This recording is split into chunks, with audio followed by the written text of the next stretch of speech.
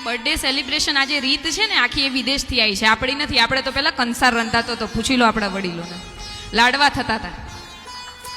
તો આ ભાઈ બહેનની જોડી તેમ કે છે કઈ વાંધો નહીં, મીઠાઈ તરીકે તમે ઓલું ના ખાવ ને કેક ખાઓ, કઈ વાંધો નહીં, છોકરાઓને ભાવે છે. આપણે કંસાર બનાવીને માને ધરાવીએ અને બાળકો માટે કેક લાવીએ, એટલી છૂટ પણ આપી. કેમ કે વિવિધ ભોગ મર્યાદ, વિવિધ ભોગ ખરા પણ મર્યાદામાં. ત્યાં જઈને વિદેશમાં પૂછ્યું મેં કે આ સંસ્કૃતિ, આ જે રીત રિવાજ છે એ શું છે. તો ત્યાંના લોકોએ એવું મને જણાવ્યું કે અહીંયા આગળ બાળકોને એવું શીખવાડવામાં આવે છે કે blow the candle and make a વિશ.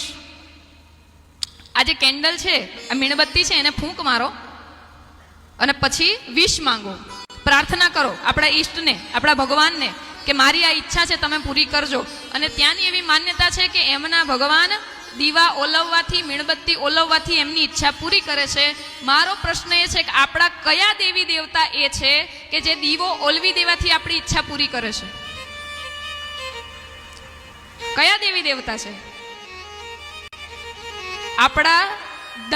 આપણા હિન્દુ ધર્મના, આપણી હિન્દુ સંસ્કૃતિના દરેક દેવી દેવતા માટે એવું કીધું છે કે તમારી ઈચ્છા કંઈક પૂરી ન થતી હોય, કંઈ માનતા હોય, કંઈ પણ હોય ને, તો માના પાળે જઈને દીવો કરો, તમારી ઈચ્છા ભગવતી પૂરી કરશે. એક દીવાની દિવેટે માડી કરતી મારા કામ. ખાલી એક દીવાની દિવેટે ભગવતી કામ કરે છે. ને આપણે લોકો શું કર્યું?